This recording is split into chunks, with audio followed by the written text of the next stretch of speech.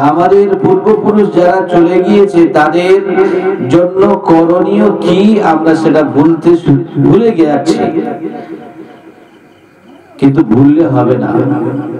আজকের যাদের ওসিলা করে আমরা দুনিয়ার যে সূর্যের আলো দেখতে পাচ্ছি, এই দুনিয়ার আলো বাতাস নাজ ও নিয়ামত যা কিছু উপভোগ করছি, কিন্তু আমাদের পূর্বপুরুষের ওসিলায়। ঠিক কিনা বলেন? হ্যাঁ, তারা যদি আমাদের জন্ম না দিতেন আমরা দেখতে পেতাম নাকি দুনিয়াটা?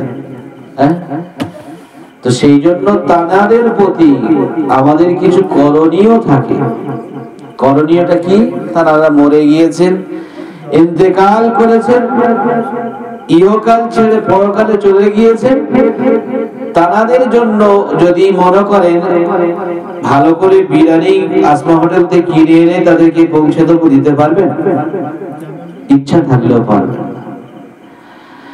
আপনি যদি মনে করেন আমি আরো 7 স্টার হোটেল থেকে কিংবা 5 স্টার হোটেল থেকে বিরিয়ানি কিনে এনে আমার আব্বাকে খাওয়াবো, আমার মৃত আম্মা জানকে খাওয়াবো, আর কোনদিন খাওয়াতে পারবেন না, পারবেন না, পারবেন না, পারবেন না।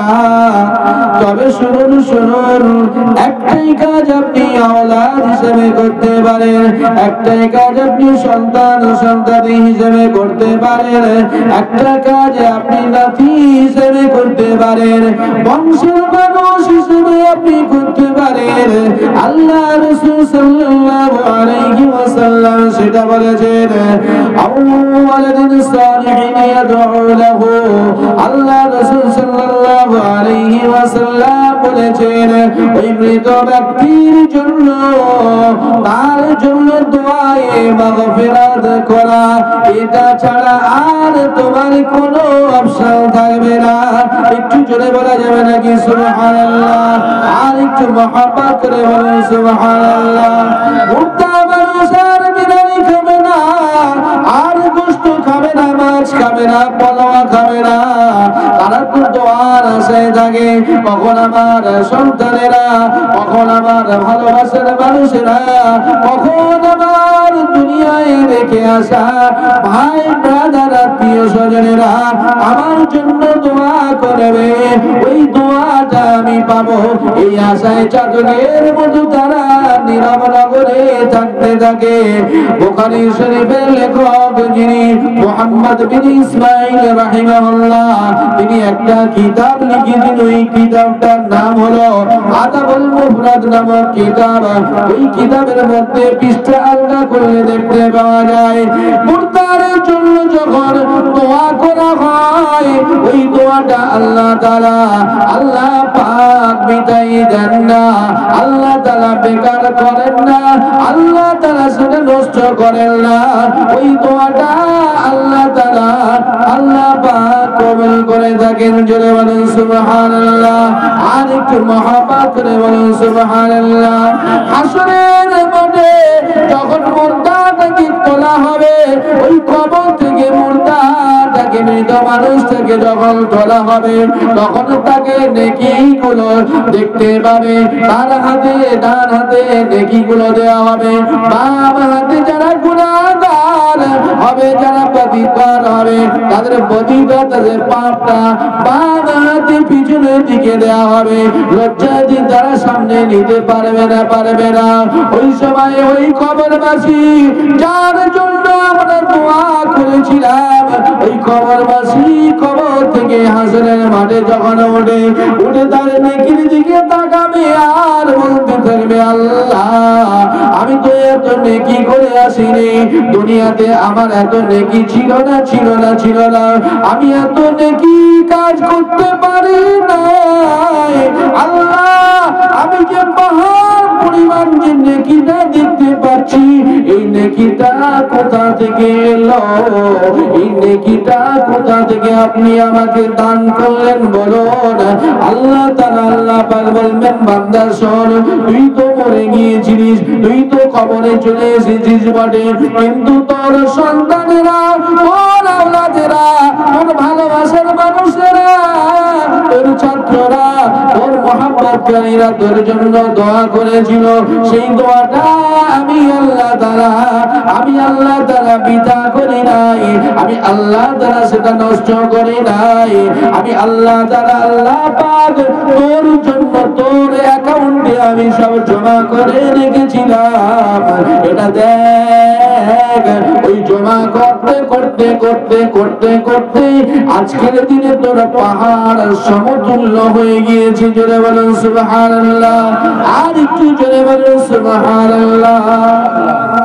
তাহলে যারা মরে গিয়েছেন, যারা ইন্তেকাল করেছেন, তাদের জন্য দোয়া চাওয়ার প্রয়োজন আছে কিনা? তো সেই জন্য আমরা এই কিছুক্ষণ মনে থাকলেও যে এই শবে বরাতের মাসে একটু সহবেসানি মজলিস কায়েম করে থাকি, কিন্তু আমাদের উচিত হবে যে প্রতিদিন তাদের জন্য যেখানে থাকি না কেন একটু সহবেসানি করা। আয়াতুল কুরসি পড়েন, সূরা ফাতিহা পড়েন, সূরা ইখলাস পড়েন, দরুদ শরীফ পড়েন, নিজের পিতামাতার জন্য আল্লাহর দরবারে হাত তুলে এটা দোয়া করতে হয়। এটা আমাদের শায়েখ মাশায়েখগণ অর্থাৎ তরিকতপন্থী যারা, আপনার মুজাদ্দিদুল জামান দাদা হুজুর পীর কিবলা রাহমাতুল্লাহ আলাইহির যে মতাদর্শের মানুষ আমরা, তাদের প্রতিদিনের সকাল সন্ধ্যা নিয়মিত কাজের একটা লিস্টের মধ্যে এটাও রয়েছে যে শায়েখ মাশায়েখ যারা মুরিদ, যারা যে মুরিদ আছে তার পীর সাহেব যারা রয়েছেন, চলে গিয়েছেন দুনিয়া ছেড়ে, এবং নিজের পিতা মাতার জন্য তাদের জন্য দোয়া করতে হয়। দোয়া করলে কি ফায়দা রয়েছে শুনুন। আমরা দোয়া করব, আজকের আমার এই কাকার আব্বাজান আম্মাজানরা সব বেসানির উদ্দেশ্য করে তারা নেকি পাবেন।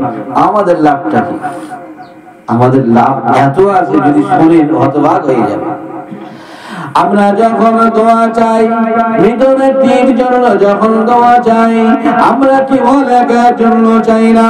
দোয়া চাওয়ার শেষে শেষ শব্দটা বলি আল্লাহ তাআলা আল্লাহ পাক বাবা আদম থেকে মা হাওয়া থেকে আজ পর্যন্ত যত মুমিন মুমিনাত, মুসলিমিন মুসলিমাত চলে গিয়েছেন, সকলের রূহ পাকে সবখানা পৌঁছে দিন। এটা বলা হয় না? হয় না? বলা হয় তো? তাহলে সকলের পৌঁছানো তো। এইবারে আপনি ক্যালকুলেটর বার করুন, আপনার মোবাইলে হিসাব জুড়তে থাকুন।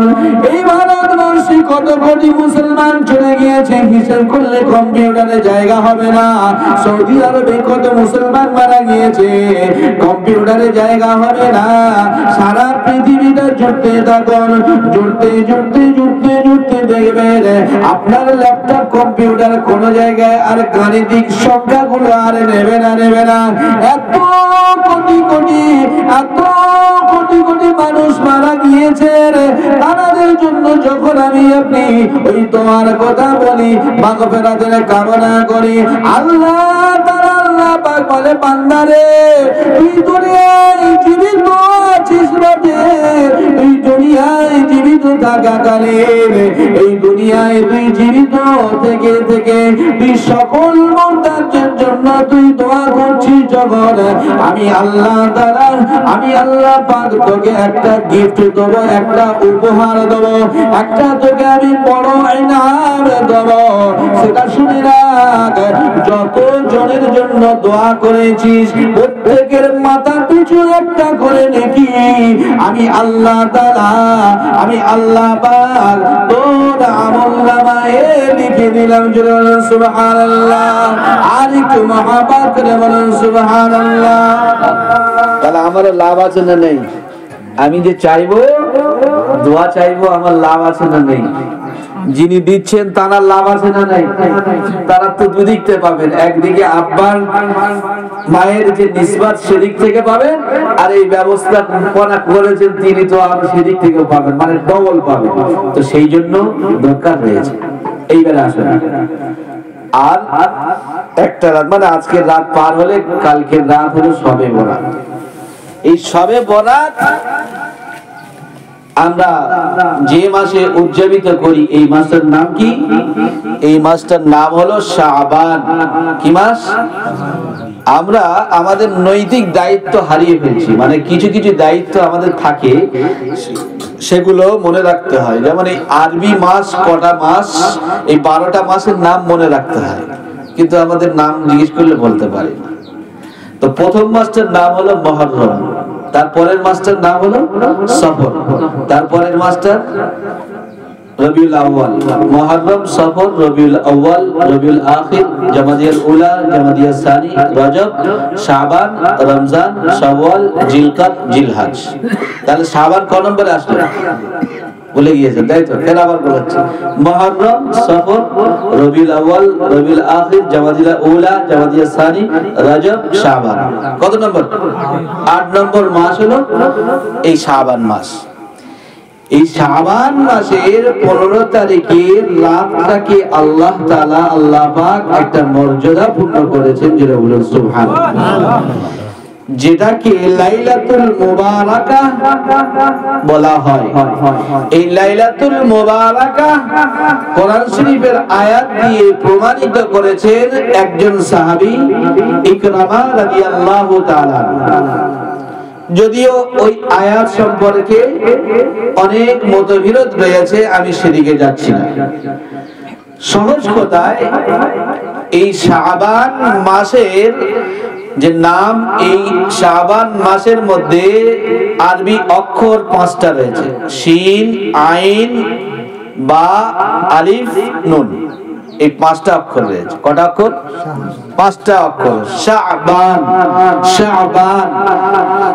আল্লাহ তাআলা, আল্লাহ পাক এই 5টা অক্ষর বিশিষ্ট নাম দিয়ে এই নাম মাসটার নাম দিয়েছেন শাবান মাস। এই শাবান মাসের প্রত্যেকটি অক্ষরের একটা ব্যাখ্যা রয়েছে, যেটা বড় পীর আব্দুল কাদের জিলানী রাহমাতুল্লাহ আলাইহি তিনি বর্ণনা করে বলেছেন, শাবানের শিন থেকে হয় শারফুন। শারফুন মানে হলো সম্মান। তারপরে যেটা রয়েছে আইন, আইন, আইন, আইন থেকে হয় উলুন। উলুন মানে হলো উচ্চ মর্যাদা। তারপরে বা, বা থেকে হয় বিররুন। বিররুন মানে নেকি বা কল্যাণ। আর তারপরে আলিফ, আলিফ থেকে হয় উলফাতুন। উলফাতুন মানে মহব্বত ও ভালোবাসা। তারপরে শেষ অক্ষর হলো নুন। এই নুন থেকে হয় নূর। নূর মানে হলো জ্যোতি, জ্যোতি, জ্যোতি, জ্যোতি। আল্লাহর মাহবুব বান্দা বড় পীর আব্দুল কাদের জিলানী রাহমাতুল্লাহ আলাইহি তিনি লিখেছেন, যে ব্যক্তি এই শাবান মাসের প্রকৃত হক আদায় করে, অর্থাৎ 15 তারিখে রাত্রিটা রাত যাপন করে করে ইবাদত করে, আল্লাহ তাআলা আল্লাহ পাকের বান্দেগি করে, আল্লাহ তাআলা আল্লাহ পাকের জিকির আজকারে মশগুল থাকে এবং দিনের বেলাতে রোজা রাখে, এক কথায় শাবান মাসের যে হক রয়েছে, ওই শাবান মাসের প্রকৃত হক আদায় যে ব্যক্তি করবে, আল্লাহ তাআলা, আল্লাহ পাক তাকে 5টা পুরস্কার দান করবে। জোরে বলুন সুবহানাল্লাহ। আর একটু জোরে বলুন সুবহানাল্লাহ। কটা পুরস্কার? 5টা পুরস্কার। তার সম্মান বৃদ্ধি করবে। শারফুন বলেছিলাম, শারফুন মানে সম্মান বৃদ্ধি করবে। আইন থেকে উলুন মানে তার মর্যাদা আল্লাহ উচ্চ করে দেবে, উঁচু করে দেবে। তারপরে নেকি কল্যাণ আল্লাহ তাআলা তার আমলনামায় বেরিয়ে দেবেন।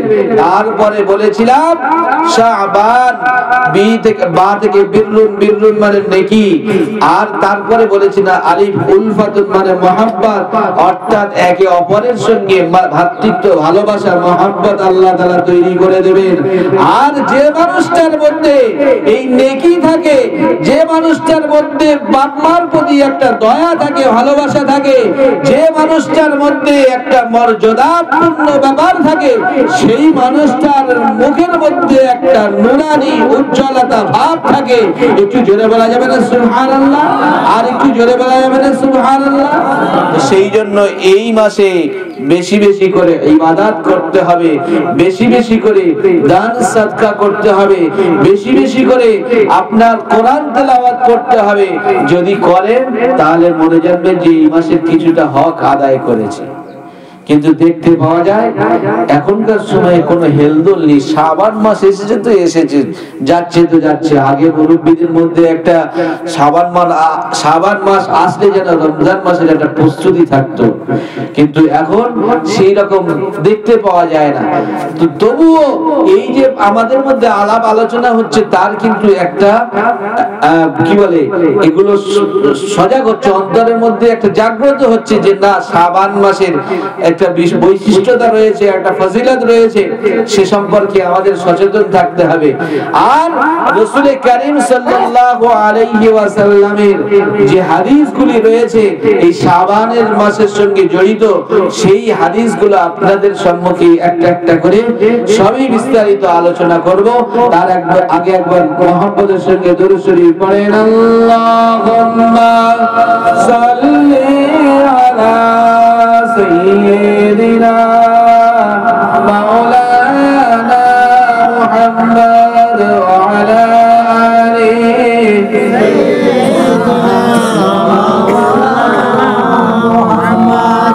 তো এই মাসে আল্লাহ তাআলা, আল্লাহ পাক আমাদেরকে এতগুলো মর্যাদা রেখেছেন, এতগুলো বৈশিষ্ট্যতা রেখেছেন। এই মাসে শাবান মাসের 15 তারিখ সম্পর্কে রাসূল পাক সাল্লাল্লাহু আলাইহি ওয়াসাল্লামের হাদিস রয়েছে, কুমু লাইলাহা ওয়া সুমু নাহারা, অর্থাৎ তোমরা এই শাবান মাসের 15 তারিখের রাত্রিতে তোমরা দণ্ডায়মান হও, অর্থাৎ নামাজের জন্য দাঁড়াও এবং দিনের বেলা রোজা রাখো। এটা রাসূল পাক সাল্লাল্লাহু আলাইহি ওয়াসাল্লামের হাদিস দ্বারা সাব্যস্ত রয়েছে। তো সেই জন্য এই শাবান মাসের 15 তারিখে রোজা রাখার আমরা সকলে চেষ্টা করব। আল্লাহ পাক আমাদের সকলকে যেন রোজা রাখার মতো তৌফিক দান করেন, এবং তার সাথে সাথে রাত্রিতে রাত জাগরণ করে রাত জেগে জেগে আমরা ইবাদত করব।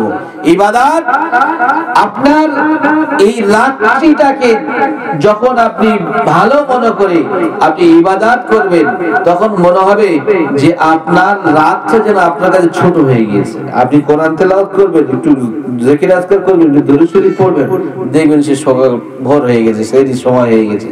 যেটা কারণ কি? তার মানে আপনার মনোযোগ এত, রাতটার গুরুত্ব আপনি দিচ্ছেন যে আরেকটু সময় পেলে যেন আরেকটু বেশি ইবাদত করতে পারে। কিন্তু আমার আপনার সেই ইবাদত করার প্রতি মনোনিবেশন হতে হবে, মনোসংযোগ থাকতে হবে। আমরা করি কি, আমরা 12 রাকাত নামাজ পড়ি, পড়ার পরে কবর জিয়ারত করি, এই সেখানটা গল্প গুজব করি, এর চা ব্যবস্থা থাকলে তো চা খেলো, খেয়ে বলে একটু শুয়ে নিই, শুয়ে পড়লো। এটা না। আরে কবর জিয়ারত ভালো জিনিস করা হয়েছে, ভালো হয়েছে, এবারে আসুন এসে সারা রাত নামাজ পড়ি।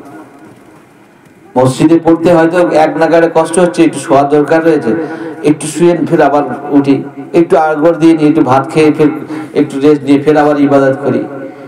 এইরকম ইবাদত করলে তো তবে তো রাতটার দাম দেওয়া হবে।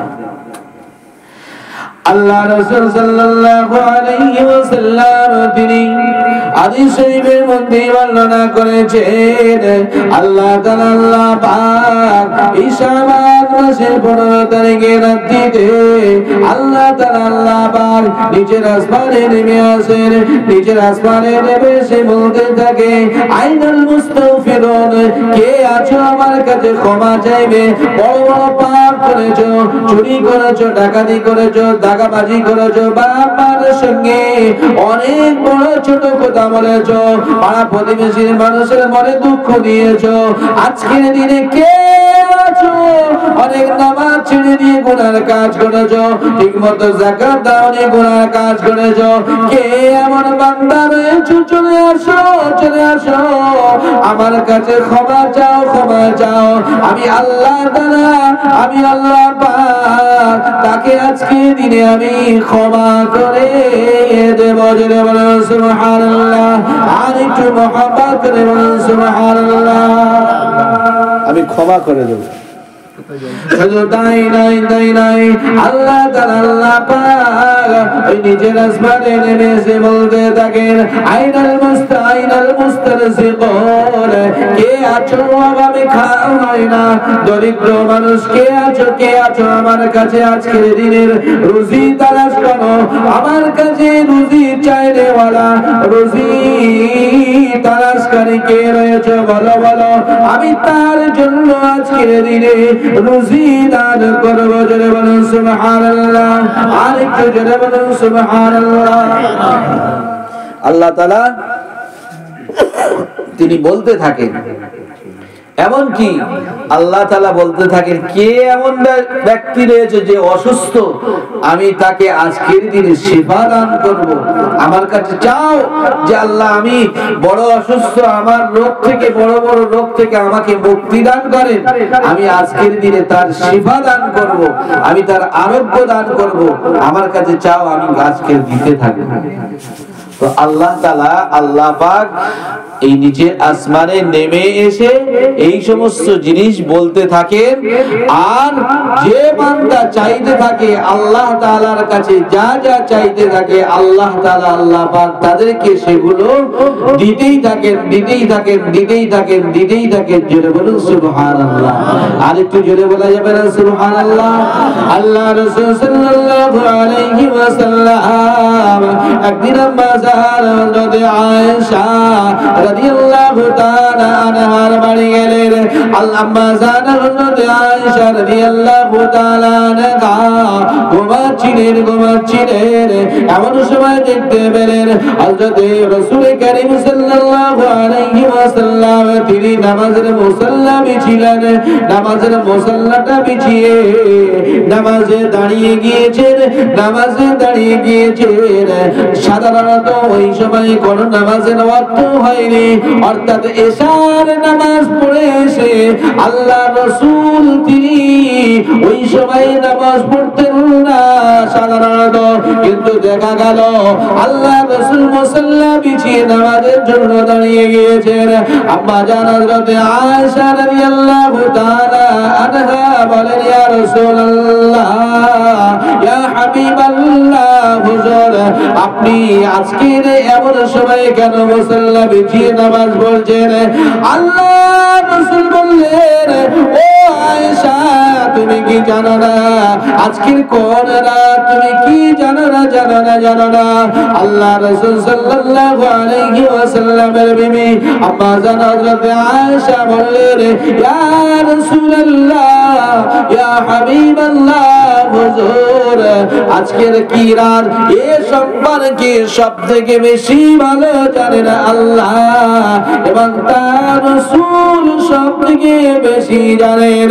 আল্লাহ রাসূল সাল্লাল্লাহু আলাইহি ওয়াসাল্লাম বললেন, শোনো আয়েশা, আজকের রাতটা হলো এই শবে বরাতের রাত, অর্থাৎ 15ই শাবানের রাত। জোরে বলুন সুবহানাল্লাহ, আর একটু জোরে বলুন সুবহানাল্লাহ। অন্য একটি riwayate দেখতে পাওয়া যায় আল্লাহ রাসূল সাল্লাল্লাহু আলাইহি ওয়াসাল্লাম তিনি আম্মা জান হযরত আয়েশা রাদিয়াল্লাহু তাআলা আনহার বাড়ি আল-সাওবাত তিনি বিশ্রামে ছিলেন, আরাম করছিলেন। একটা ঘুম পড়ে দেখতে পেলেন আম্মা জান হযরত আয়েশা যখন পাশে হাত দিয়ে দেখলেন, যখন দেখলেন যে রাসূলুল্লাহ সাল্লাল্লাহু আলাইহি ওয়াসাল্লাম তার বিছানায় থাকার কথা কিন্তু নাই। সেখানে না দেখতে পেয়ে আম্মা জান হযরত আয়েশা রাদিয়াল্লাহু তাআলা আনহা তিনি সেই সময় চিন্তা করলেন, হয়তোবা আমার কোন অন্যান্য বুবুজানের বাড়ি অর্থাৎ রাসূল কারীম সাল্লাল্লাহু আলাইহি ওয়াসাল্লামের অন্যান্য স্ত্রীদের বাড়ি হয়তো গিয়েছেন, কিন্তু মা আয়েশা রাদিয়াল্লাহু তাআলা আনহা অন্যান্য বিবিদের বাড়ি তালাশ করলেন, কোথাও পেলেন না। অবশেষে তিনি আল্লাহ রাসূল সাল্লাল্লাহু আলাইহি ওয়াসাল্লামকে তালাশ করতে খুঁজতে দেখতে পেলেন মদিনা শরীফের সবথেকে বড় গোরস্থান জান্নাতুল বাকিতে আল্লাহ রাসূল দাঁড়িয়ে জান্নাতুল জন্য মাগফিরাতের দোয়া চাচ্ছে। জোরে বলুন সুবহানাল্লাহ, আর একটু জোরে বলুন সুবহানাল্লাহ। আল্লাহ রাসূল সাল্লাল্লাহু আলাইহি ওয়াসাল্লামের দোয়া দেখে আম্মা জান হযরত আয়েশা রাদিয়াল্লাহু তাআলা আনহা চিন্তা করলেন, আল্লাহ রাসূলকে ডিস্টার্ব করা যাবে না, আল্লাহ রাসূলকে ডিস্টার্ব করা যাবে না। তাই রাসূল কারীম সাল্লাল্লাহু আলাইহি ওয়াসাল্লামের কাছে থেকে তিনি আস্তে আস্তে করে চলে আসলেন।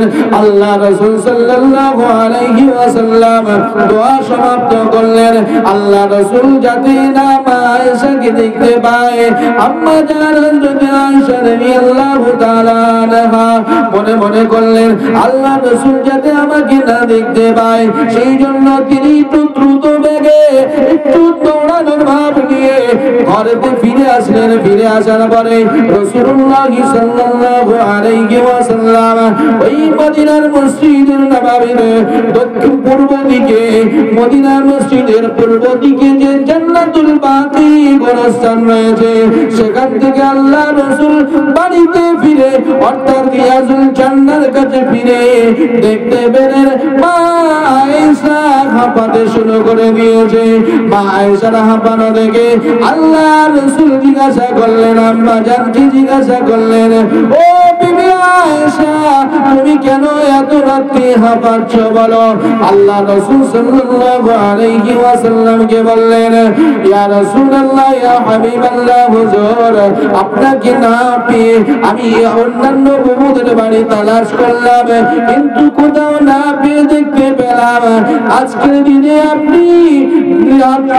আপনি জান্নাতুল বাকিতে গিয়ে মুরতাদের জন্য, কবরবাসীদের জন্য দোয়ায়ে মাগফিরাতের কামনা করছেন। জোরে বলুন সুবহানাল্লাহ, আর একটু জোরে বলুন সুবহানাল্লাহ।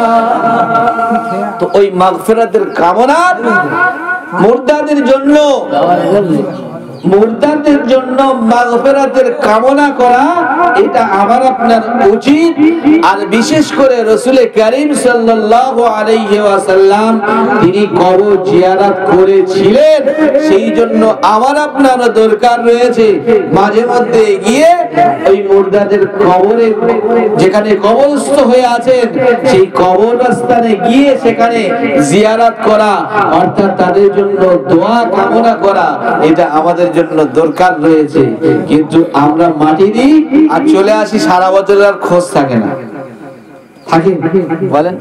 আরে সেই জন্য বলা হয় বিশেষ করে জুমার দিনে একটু আসরের পরে ফ্রি টাইম থাকে, সেই সময় গিয়ে একটু মুরতাদের জন্য একটু কবর জিয়ারত করে আসবেন, কেননা এর মধ্যেও ফায়দা রয়েছে।